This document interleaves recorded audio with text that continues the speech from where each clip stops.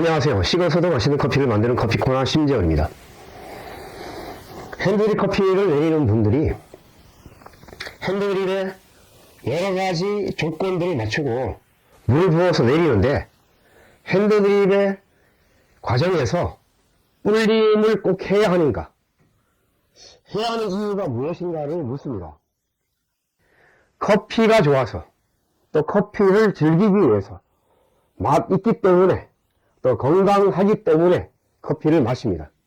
그러나 실제 커피가 맛 없거나 또 억지로 먹거나 건강치 않은 것들은 여러가지 원인이 있습니다.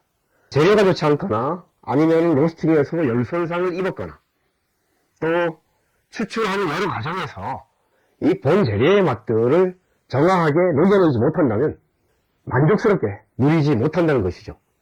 자, 그러면 핸드드립 커피는 손으로 작업으로 아주 뛰어난 품질의 커피를 만들 수 있습니다. 제가 가성비라 이야기할 때 어느 정도 투자되고 결과를 얻을 수 있는 비용, 커피의 세계에 있어서는 가성비가 좋지 않은 것들이 너무 많이 있습니다. 하지만 이 핸드드립 커피는 가성비가 너무 좋습니다. 간단히 설명해서 종이 필터를 받치는 드리퍼, 유리 서버가 없으면 그냥 컵, 머그잔 뭐 이런 것들을 받쳐도 됩니다. 주전자, 이렇게 호리 모양으로 된 전문적인 가늘게 된 주전자 없다 할지라도 그냥 가정에 있어서 주전자를 부어도 가능합니다. 이렇게 간단한 도구를 들여서 좋은 온도만 선택하기만 했다면 뜨거운 물만 부어서 녹이면 되죠. 가는 것이 없으면 갈아서 구입하시면 됩니다. 단 좋은 온도가 아니면 가르면 바로 손상이 입혀지는 그런 약점을 지닌 온도들이 많이 있기 때문에 그런 것을 선별하고 고르는 또 안목도 또한 그런 지혜도 필요하죠. 핸드드립에 있어서 풀립을 하는 이유가 무엇인가? 자, 우리가 보면은 드리퍼가 있습니다. 드리퍼가 있는데 드리퍼에 종이 필터를 장착합니다. 종이 필터를 이렇게 장착하겠죠. 드리퍼에 종이 필터를 장착하고 또 준비한 온도를 갈아야 합니다.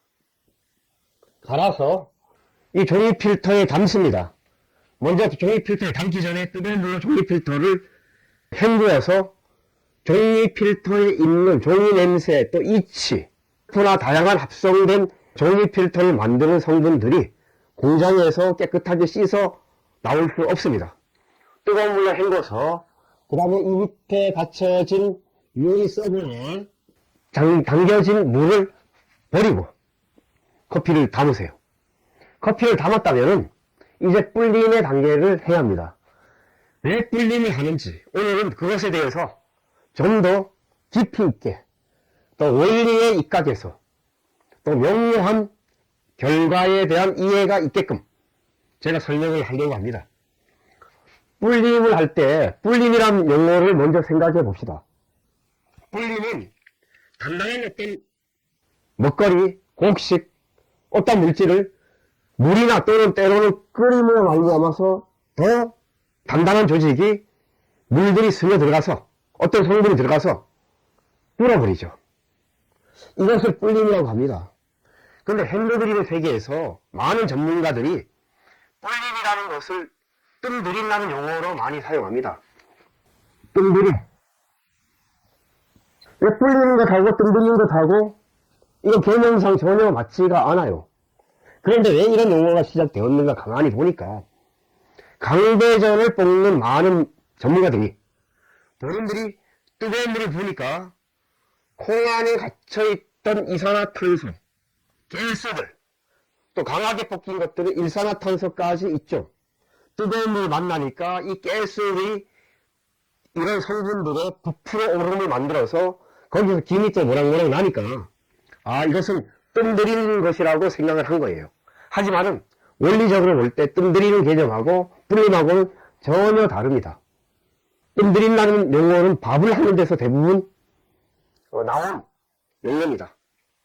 우리가 밥을 할 때 생쌀을 뜨거운 물에 끓여서 어느 정도 불을 강하게 해서 밥을 익히면 거의 끝부분에 물이 거의 줄어들고 남아있는 수분들이 일부 있으면서 아래쪽에는 타기 시작합니다.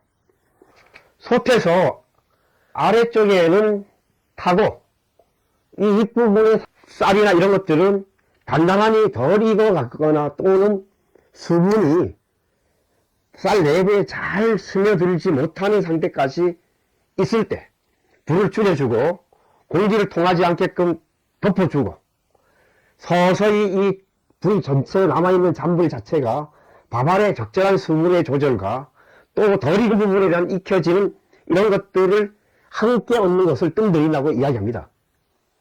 밥을 잘하는 사람들은 뜸들이기를 잘하는 사람이죠. 아랫부분에 타지 않게끔 하고 전체가 수분이 빠져나오기보다는 쌀을 골고루 잘 익어서 스며들어서 아주 촉촉한 느낌과 탱글탱글한 느낌의 밥을 만들 때 뜸들이는 것이 잘 된 것입니다. 그런데 커피는 뜸들이는 것하고 전혀 관계가 없습니다. 도리어 뜸들이는 부정적인 현상이라고 볼 수 있습니다. 커피를 부어서 뜨거운 물을 부었더니까 커피가 봉긋하게 올라와요. 봉긋하게 올라오는 것은 이산화탄소나 일산화탄소가 로스팅 과정에서 콩 한 알에 100만 개의 허니콤 구조, 벌집 구조와 같은 세포방에 가스가 가득 차 있을 때 가능한 것입니다. 이 가스라는 것은 적절하게 익혔을 때 생기지 않습니다. 열화되거나 탄화되거나 또는 변형을 거칠 때 생기는 것들이 대부분 가스인데 불이 났을 때 유독성 가스를 마시면 우리 몸이 치명적인 것처럼 이렇게 가스가 생기게끔 로스팅 되는 것들은 사실 조심해야 합니다. 좋은 가스도 있을 수 있죠. 향미 자체도 좋은 가스의 일부분일 수 있습니다. 그렇지만은 이산화탄소까지는 괜찮은데 일산화탄소의 유독성까지 생긴다면 이것은 아주 해로운 물질이 갈아서 뜨거운 물을 부으니까 그 뜨거운 물과 작용이 일어나서 가스가 부글부글 끓으면서 부풀어 오름, 뜨거운 열로 구울 때 머핀처럼 붕긋하게 올라오는 데서 머핀이라고 합니다. 커피빵. 온도에 부풀어 오름을 뜸들이기와 연관짓는 이러한 현상은 긍정적인 입장에 접근을 하기가 어려운 이러한 원리에 의한 것임을 여러분들이 이해해 주시기 바랍니다. 그러면은 불림은 왜 필요한가? 커피 온도입니다. 이 온도는 우리가 알고 있는 콩알 정도의 크기, 반쪽이니까 콩알보다 더 작겠죠. 이러한 커피 열매의 씨입니다. 이 커피 열매의 씨를 가공해서 만들어진 것을 생두라고 합니다. 열매에서 과육을 제거하고 씨 두 개가 있는 것이 가공되어서 그린빈, 생두로 만들어지면 이 그린빈을 로스팅에 열려서 볶아서 1000가지 이상의 향료를 만들어내는 것이죠. 온도 하나의 구조를 살폈더니 이 온도 하나에 다면체 세포방, 벌집 구조와 같은 허니콤 구조와 같은 이러한 세포방이 100만 개가 존재하고 있습니다. 현미경으로 보았더니 원두 하나 내부에 이러한 100만 개의 세포방이 존재하는데 그 세포 내부에 1000가지 이상의 향과 맛이 가득 차 있더라는 것입니다. 쓴맛과 탁한 맛의 커피가 아니고 원래는 과일의 향기가 좋은 과일차에 가까운 커피인데 저질 생기에 상하거나 부패한 것들, 심지어 곰팡이 핀 콩들이 섞여 있거나 또는 로스팅의 열처리 기술이 잘 되지 않아서 태우거나 변질시키면 아주 쓴맛까지 나오고 탁한 맛이 생기게 됩니다. 그런데 우리가 알고 있는 커피는 1000년을 거쳐서 이렇게 상인들이 커피를 쓰라 단맛의 쓴맛을 아주 정당화시킨 그런 역사가 되어 왔습니다. 그러면 지금 이런 커피가 우리가 핸드드립을 해서 한 잔의 커피로서 진짜 제대로 마신 과일차에 가까운 커피를 만들어내는 것이 목적인데 그러면 이 온도의 내부의 구조가 어떻게 되는지 알고 불림을 왜 해야 하는지 그러한 원인을 해결하겠습니다. 향미 성분들을 끄집어내는 작업을 다양하게 합니다. 끓이든 또 갈아서 강한 압력으로 내리든 아니면 찬물로 내리든 단 오랜 시간 내리겠죠. 5시간, 10시간. 하지만 뜨거운 물은 한 10분 정도의 내로 이러한 방식으로 향리를 아주 잘 녹여내는 방법입니다. 불림을 하는 이유는 이러한 온도의 조직에 갇혀있는 향리를 끄집어내는 작업입니다. 그럼 온도를 사지 않고 갈아서 샀다면 가는 즉시 20%, 30%의 향이 사라지겠죠. 또 일부 맛들도 산소를 만나니, 공기를 만나니 산화되는 과정을 진행해 가고 있습니다. 하루가 지나도 이틀이 지나도 3일 비례해서 그 맛들이 떨어지겠죠. 이 온도에 하나를 200, 300, 500, 1000조각으로 나눴다고 생각할 때 우리는 조각이 나누어진 것과 비례해서 향료를 많이 끄집어낼 수 있습니다. 그렇다고 해서 아주 미세하게 갈아서 물에다 넣으면 잘 빠지기 할 겁니다. 하지만은 핸드드립은 물을 투과시켜야 하기 때문에 너무 가르게 가르면 이 조직들이 다 막혀서 물이 잘 빠지지 않습니다. 그래서 적절하게 물이 빠질 수 있는 조각 정도를 내야만을 향을 녹여낼 수 있게 되는 것입니다. 품질 좋은 커피의 결과를 만들기 위해서는 어떻게 불림을 하는 것이 좋은가? 첫째, 온도의 품질에 따라서 불림이 달라집니다. 온도 다 같은 것이 아닌가요? 아닙니다. 이 온도는 생산지부터 다릅니다. 한 800m, 600m 아래에 저산지에서 자라는 커피들은 거의 향미가 부족한, 거의 구수하고 씁쓸한 향이 나는 로부스타 종이 대부분인데요. 이러한 커피들은 좋은 과일의 향미를 느낄 수가 없습니다. 우리가 일반적으로 로부스타 종하고 달리 해발 1000m 이상에서 나는 아라비카 종은 과일의 향미가 아주 좋은, 고도가 높을수록 신맛이 좋고 향이 뛰어난 것입니다.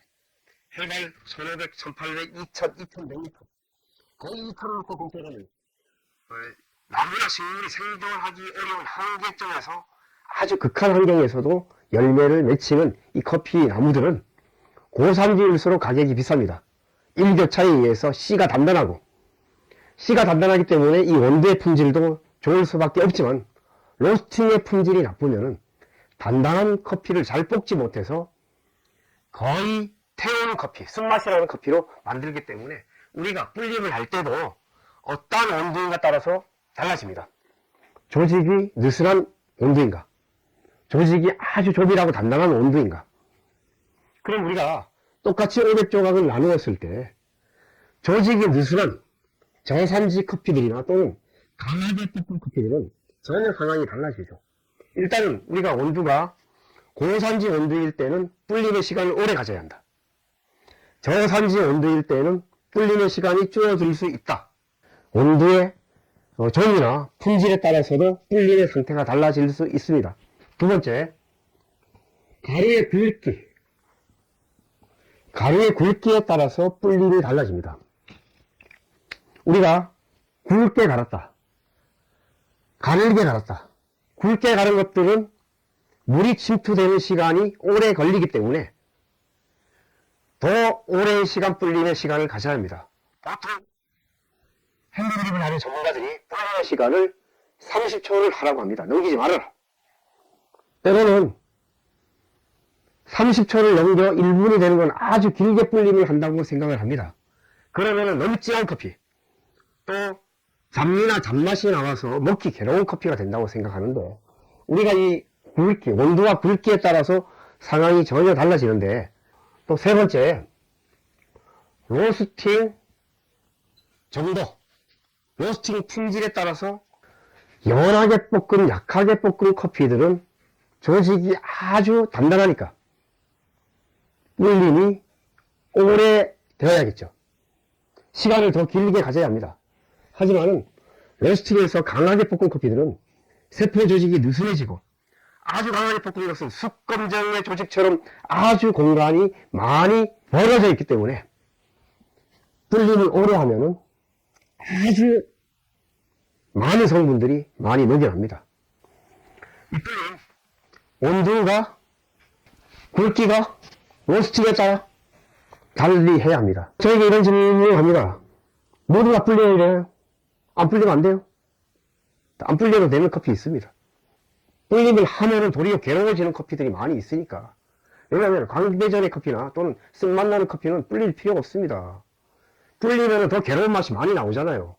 그러지 않아서 불리는 시간을 짧게 가지라고 물을 1mm, 1mm 아주 가볍게 부으라고 요구하고 있고, 물줄기를 또 살포시 얹듯이 붓게 하고. 왜 이렇게 까다롭습니까?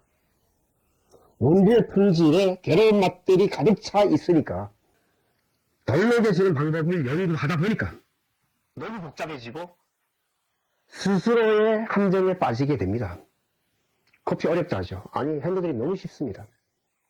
그 쉬운 핸드드립을 제가 이래 오랜 시간 들여서 여러 번 강의를 해야 합니다. 불림 오래 하세요. 뭐 한 3분, 5분 불림 한다고 커피 망가집니까? 그런 온도 사면은 건강치 않죠. 맛없는 커피 사지 마세요. 단, 맛이 중독되거나 쓴맛에 길들여진 이런 망가진 입을 가진 분들은 제 이야기 듣고 오해합니다. 정직한 입, 몸이 즐거워하는 먹거리에 반응하는 그러한 입맛을 가진 분들은 온도, 좋은 온도를 고른다 하면은 불림을 오래 하세요. 그리고 굵기를 너무 굵게 하면은 많이 녹여내지 못하니까 좀 가늘게 가는 것이 좋은 온도들의 기본입니다. 괴로운 맛이 많이 나오니 더 굵게 갈아야 되고, 물 빠짐이 빠르니까 더 굵게 갈아야 되고, 또 로스팅이 아주 연한 갈색에 과일 향기가 좋다면은 여러분들이 불림을 오래 해도 좋고 물 온도도 뜨거워도 좋습니다.